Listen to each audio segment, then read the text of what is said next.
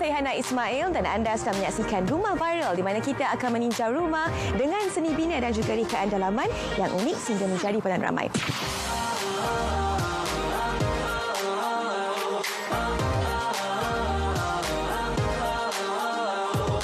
Okeylah, menarik episod kali ini kita berada di Sentul KL bagi meninjau kediaman Tengku Syamimi dan pasangannya Adam Ihsan. Menariknya, rumah ini menjadi viral selepas Mimi memuat naik gambar-gambar rumahnya di media sosial. Jom kita tinjau kediaman Mimi dengan konsep shabby chic ni.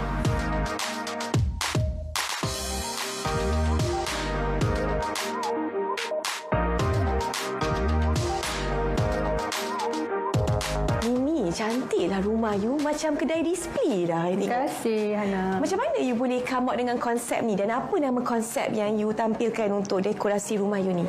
Konsep dia modern minimalis ataupun shabby chic lah orang kata. Shabby chic Yes.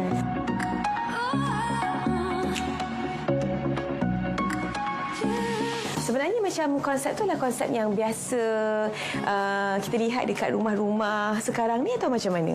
Sekarang ni konsep ni kata sesuai lah untuk rumah yang macam baru macam ni. Tapi saya curious lah, banyak-banyak konsep dekat dalam dunia ni. Ada konsep minimalis, konsep tradisional dan sebagainya, Timur Tengah dan macam-macam lagi lah. Kenapa you pilih konsep shabby chic ni? Sebab saya rasa ia memberikan impak yang luas. Lagi satu impak yang bersih lah. Sebab saya sukakan yang cerah. Tak suka yang macam malap-malap macam tu, saya tak apa suka lah. Okey. Dan macam kalau kita tengok kan, pemilihan warna-warna dia pun memang very light, very pastel kan. Sebenarnya mana you dapat ilham untuk you cari elemen-elemen bahan-bahan dekorasi rumah untuk rumah you ni? Sebenarnya banyak daripada internet lah. Saya ambil inspirasi dan dekorasi. Sebelum membeli tu saya tetapkan konsep dulu. Kemudian macam warna-warna putih ni, kalau saya pergi ke mana-mana shopping mall nampak warna putih, memang saya beli.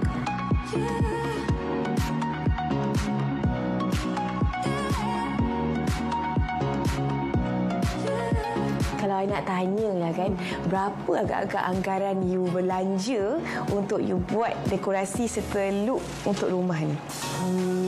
Saya pun tak dapat nak jangka sebab sebenarnya bajet tu saya beli sikit-sikit. So dalam lebih kurang RM20,000 macam tu lah. Dalam RM20,000 keseluruhan. Not bad juga RM20,000 keseluruhan kan? Untuk tempoh berapa tahun tu you mula dekorasi tu? Tempoh 2 tahun. Dalam tempoh 2 tahun. Okey lah, not bad juga kan sebenarnya.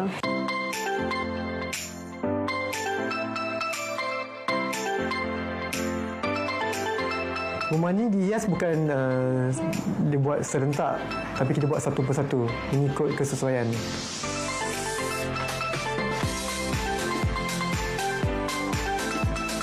Dari segi support, saya support lah 100% apa yang isteri saya buat.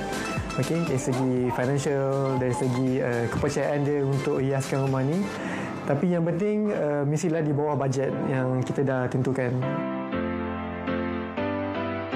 Sebenarnya I diberitahulah oleh produksi I kat sini bahawa you ni sebenarnya ada juga kedai yang buat dan jual display-display yang sebegini. Adakah sebab you berniaga juga pada masa sama you dapat banyak idea untuk you ketengahkan konsep shabby chic ni? Okay, sebenarnya saya start dengan rumah sendiri. Kemudian ramai orang tanya beli kat mana kan. So dia orang tanya idea saya dapat dari mana. So dari situ slow-slow saya start menjual lah, sebab saya tolong belikan mula-mula tu.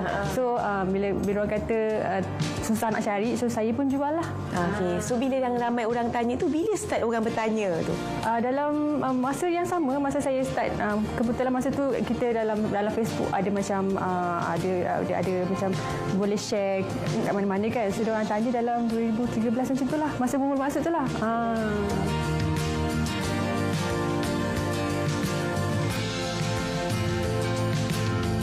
Mimi, kalau ada setengah orang kan mungkin dia kurang selesa untuk displaykan rumah dia dekat social media dan sebagainya. Tapi untuk you, apa akan you tergerak hati untuk you post gambar-gambar dan sudut-sudut bahagian rumah you dekat dalam social media? Okey, sebenarnya saya post pada social media sebenarnya untuk kepuasan saya sendiri. Sebab saya dah capai apa saya nak, so saya share dengan orang lah. So pada situ saya rasa mungkin boleh macam beri idea pada orang lain lah juga. So macam konsep yang mungkin konsep saya sama dengan dia yang dia nak. Mungkin boleh bagi idea lah. Tapi macam bila I tengok kan, kebanyakan netizen lah kan, bila mereka post tu kadang mereka tak sangka pun benda tu akan viral kan. Macam Yusri ni pun macam takkan sangka benda tu akan mendapat sambutan yang begitu menggalakkan daripada orang ramai. Macam apa reaksi-reaksi diorang bila mereka lihat gambar-gambar yang you post dekat social media masa tu? Pada saya, diorang sukakan colour yang saya pilih. Lepas tu, diorang kata macam Pinterest. Macam tu je lah. So, diorang kata macam bersih, macam luas, macam tu lah. Dan macam tak sangka lah benda ni boleh dihasilkan oleh, walaupun you bukan seorang interior designer, tapi you boleh buat konsep yang sama. Itu sebab kita cari konsep yang kita nak dan rasa benda tu minat lah.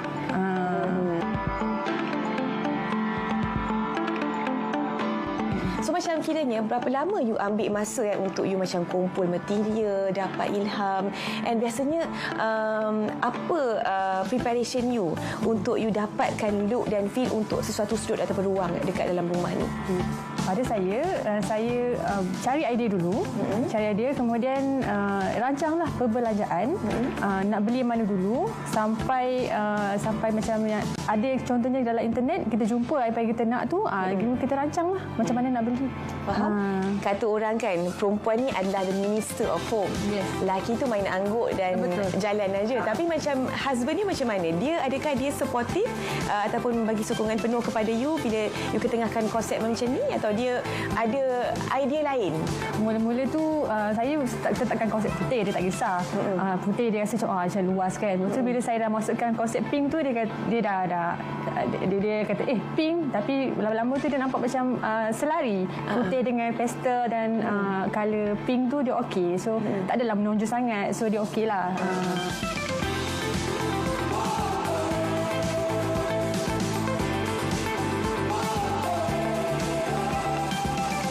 Pada pendapat saya, tema ini dia bersoalan kepada semua pihak, sama ada pihak lelaki ataupun pihak perempuan.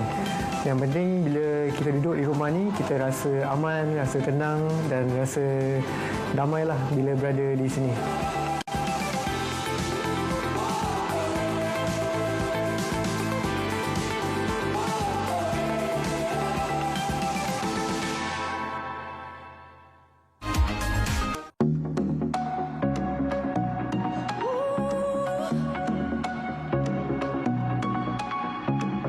Kalau kita tengok kan culture ataupun budaya orang Melayu ni, mereka kadang-kadang mereka sukakan color-color yang bold, color-color yang terang kan. Bila kita tengok konsep shabby chic ni kan, konsep dia yang dia main adalah color-color pastel macam tu kan. Macam kalau you sendiri kan, bila orang cakap tak bosan ke warna rumah you mendata je, apa yang you boleh jawab kepada mereka ni? Macam dulu saya beli semua putih. Lepas tu lama-lama saya rasa macam boring je putih kan. Walaupun dia luas, tapi pelan-pelan saya masukkan macam tekstur, colour dan corak supaya dia macam betul. Pastel tu tak semestinya dia satu colour. Mungkin dia ada tekstur dia macam bunga. So kita perlu cari benda-benda macam tu.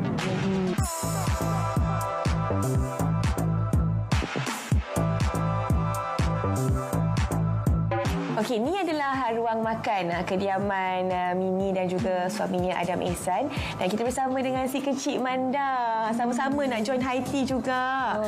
Kelas, nampak tak? Dia punya set pinggan mangkuk serta set tea ni sesuai dengan tema dan konsep shabby chic yang nak digayakan, nak ditampilkan dalam rumah ni. Macam rasa macam high tea dekat hotel-hotel mewah. Wah. Kan? Kita cakap pasal apa ni, konsep shabby chic ni kan. Sebenarnya apa kriteria yang membuatkan sebuah rumah tu konsepnya shabby chic? Adakah warnanya, perabotnya ke, atau macam mana? Saya rasa combine jugalah.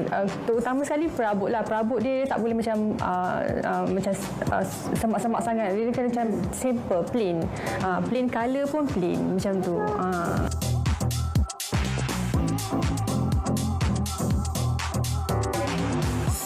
Tadi kita cakap pasal apa tu kriteria sebuah konsep shabby chic kan. Selain daripada pemilihan warna, macam perabot pula, perabot yang macam mana perlu kita lihat ataupun cari untuk kita padankan dengan konsep shabby chic ni? Okey, perabot saya rasa perlukan perabot yang macam plain, yang kosong dan dia tak adalah serabut sangat dengan macam bunga ke ataupun tekstur banyak sangat macam itulah. So kalau macam I nak beli, I tak bolehlah macam pergi ke kedai perabot Itali ke untuk hasilkan konsep shabby chic ni. Tak boleh, tapi tak boleh macam banyak sangat, macam just macam contoh sofa saja. Meja tak payah macam tu. Tak boleh banyak-banyak sangat. Baik, kita kena pandai suai padan lah supaya dia menampak kekal shabby chic konsep tu terselah. Permulaan masa beli rumah ni, masa tu baru berkahwin, baru duduk berdua. So rumah apartmen 3 bilik ni sesuai lah untuk pasangan yang baru berkahwin. So bila dah ada anak seorang, anak diorang, kemudian dah ada anak yang ketiga, kita dah terasa mungkin kena cari rumah yang lebih besar ataupun rumah yang lebih luas lagi lah untuk anak-anak. Masa beli pun mula-mula adalah sebagai aset. So dah orang boleh sewa pada jangka masa yang panjang. And then sekiranya ada keluarga nak datang, keluarga pun boleh guna rumah ni untuk sementara waktu.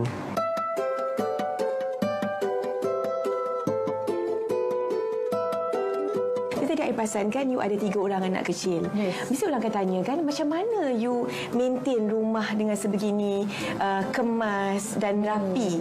Adakah you memang mengemas 24/7 tak tidur atau macam mana? Oh tak. Saya memang daripada anak saya kecil, saya ajar dia kalau nak sepah kat bilik dia orang je. So kalau bawa barang pun saya akan suruh dia orang simpan baliklah. So alhamdulillah lah tiga-tiga fahamlah sebab saya memang sukakan kekemasan. So diorang pun memang kalau main kat bilik mainan je. Itu dari konsep menguruskan anak. Betul. Kan. Kalau macam you maintain barang-barang yang macam ni, macam mana you bersihkan perabotnya, macam mana you pastikan color-color ni dia tak pudar? Okey, so kalau kita nampak kotor, especially yang perabot macam yang cerah macam ni, kita kena rajin terus cuci. So kalau dia lambat nanti dia akan berkerak macam tu. Sama juga macam perabot yang macam kulit ke kan. Rasa macam nampak kuning je, kita akan kena terus bersihkan. Kena rajin sikit lah. Tipsnya simple je. Bersih. Kena bersih. Kena kemas. Tu je. Terus immediately. Tak payah nak tunggu-tunggu tangguh-tangguh. I like this house because my room have a lot of toys and it's fun. All the toys come from inside the silver basket. Okey, jadi inilah dia ruang tidur serta sudut mainan dan juga sudut untuk pembelajaran anak-anak bagi pasangan Mimi dan juga Encik Adam. Kenapa Mimi kata orang memilih konsep yang kata orang lebih mesra kanak-kanak untuk ruang ini? Okey, sebab utama adalah saya nak diorang bermain kat sini je. Selain daripada tidur, diorang bermain kat sini dan belajar kat sinilah. So saya nak didik mereka supaya kalau nak sepah ke apa ke semua kat sini. So kita kena ceria sikit macam tu. Tapi nampak kalau Mimi macam lebih memilih warna-warna yang lebih girly kata orang kan, lebih untuk anak-anak perempuan. Kenapa? Okey, sebab anak pertama perempuan. So waktu tu saya rasa macam bilik ni untuk dia kan. So, anak kedua lelaki, so kita rasa macam nanti dia dah besar sikit baru kita pilih konsep lelaki lah. Okay, tapi sekarang bila sebab kita apartmen kan tak banyak bilik, so jadi kita separate ruang lelaki dan perempuan dalam satu bilik, tapi kita memilih konsep yang lebih kurang samalah. Mimi, Adam, boleh tak you bagi tips dan berkongsi tips dengan penonton kan, macam mana nak hasilkan ruang yang mesra kanak-kanak pada masa sama sedap mata memandang? Okey, pada saya pemilihan perabot yang macam child safe dan juga yang boleh menceriakan diorang.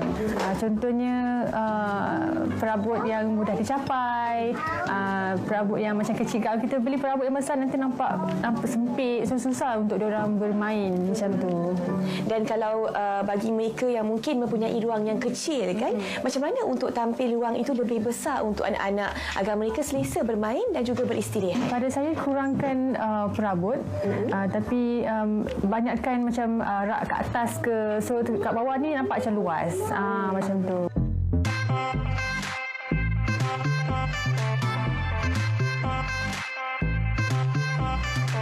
Lazy Susan ataupun papan pusing biasanya kita gunakan di atas meja. Sebaliknya, kita boleh gunakan Lazy Susan ini sebagai alas rak, menjadikan rak anda lebih seberguna macam ni.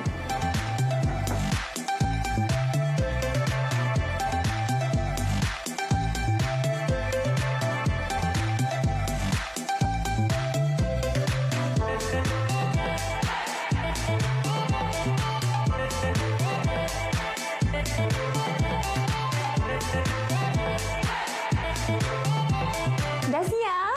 Dah. Okey, jom kita.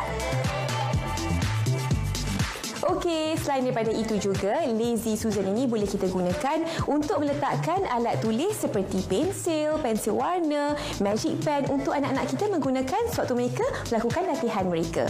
Nak kan ini?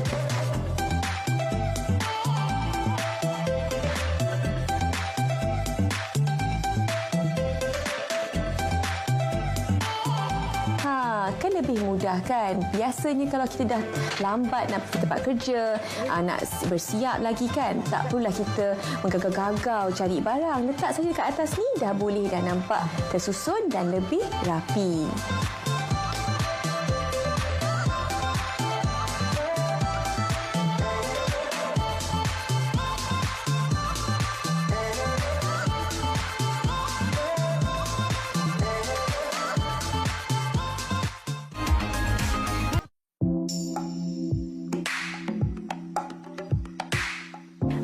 Inilah dia ruang tamu kediaman Mimi ni. Walaupun hakikatnya ruang tamu ni nampak kecil, tapi Mimi bijak bermain dengan warna serta pemilihan tekstur dan perabot yang menampakkan ruang ni tampak selesa, kemas dan luas sebenarnya. Mimi, apa sebenarnya inspirasi di sebalik ruang dan juga dekorasi ruang tamu ni?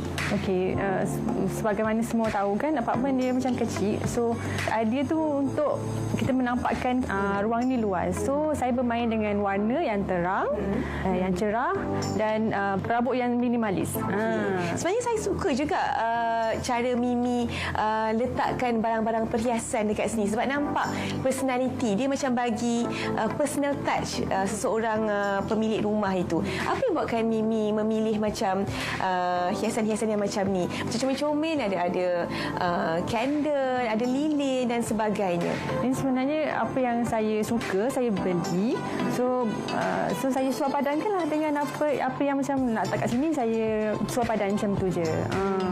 Mimi, dalam banyak-banyak perabot ataupun ruang yang Mimi dekorasikan kan, bahagian manakah yang Mimi rasa paling sukar untuk Mimi realisasikan idea konsep shabby chic ni? Okey, pada saya pemilihan sofa. Okey, sebab sofa ni dia ada macam-macam bentuk kan. Paling susah sekali saya nak cari color dan bentuk yang sesuai dengan saya punya ruang ni. So tak nak nampak macam semak sangatlah, macam banyak barang sangat macam tu. Macam setengah orang kan bila datang musim perayaan ke, atau mungkin mereka rasa nak tukar selera ke, memang setahun sekali tu akan ada sedikit perubahan lah. Kalau macam Mimi sendiri, macam mana Mimi susun atur kembali ruang ataupun sesuatu kawasan tempat tinggal Mimi ni supaya nampak adalah sedikit perubahan daripada yang sebelumnya? Okey, so macam perabot ni saya tak boleh nak tukar sangat lah. Kita depend pada bajet kita lah nak tukar macam mana. Tapi so saya banyak tukar kepada kapet ataupun cushion ataupun macam rak ke. Kita boleh tukar sikit lah, tukar tempat ataupun tukar yang baru lah macam tu.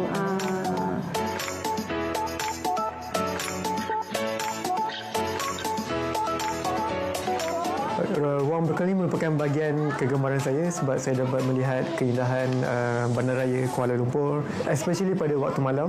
Okay, kita nampak cahaya, and then contohnya pada tahun baru kita akan nampak bunga api masa tahun baru, especially bila waktu-waktu dingin kita dapat rasa angin masuk ke rumah, dan itu merupakan kawasan yang saya selalu berehat lah selepas penat bekerja masa tension. Silakan masuk. inilah bilik tidur utama saya. Nampak cantik, selesa je bilik Yumi ni kan. Tapi I nampak lah you punya feel dengan wajah bilik ni lebih kepada feminin. Kenapa you ambil konsep yang lebih feminin untuk bilik ni? Okey, sebab bilik utama, bilik tidur adalah untuk mengambil mood saya. Sebab dia jenis tak kisah sangat. So, jadi saya rasa inilah ruang utama saya untuk kira nak mendapatkan inspirasi, mendapatkan mood macam tu. Nak manjakan diri. Betul. Kan. Ini tempat untuk kita betul beristirahat. Yeah. Kalau macam perempuan ni dia kena ambil mood sikit untuk dia beristirahat kan. Kalau lelaki tu dia baring dah habis tutup mata dah. Ya, betul. Memang cantik. Dan kalau saya nampak kan sebelum you meletakkan semua barang-barang dalam bilik ini, nampak you ada buat beberapa perubahan pada ceiling. Kalau kita nampak ni dia punya finishing nampak ada ceiling leper dan you letak downlight dekat sini. Okey, berapa anggaran perbelanjaan untuk you buat finishing yang sebegini? Okey, anggaran ni dalam 6,000 macam tu sebab saya just buat ceiling leper dan downlight macam tu lah. So saya pun menggunakan khidmat kontraktor yang boleh buat kerja macam ni lah. Memang nampak damai sebenarnya. Okey.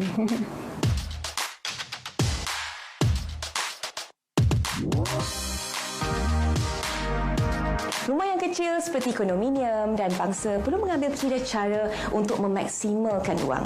Oleh itu, perancangan sudut dan juga ruang sangat penting dalam menata rias sebuah rumah. Namun, ini tak bermakna rumah itu perlu kelihatan bosan. Kena dengan cara dan juga konsep sebuah rumah itu, sebuah rumah kecil akan kelihatan seperti syurga. Ikuti lebih banyak lagi episod dalam Rumah Viral untuk lebih banyak inspirasi serta idea kediaman. Jumpa lagi. Bye.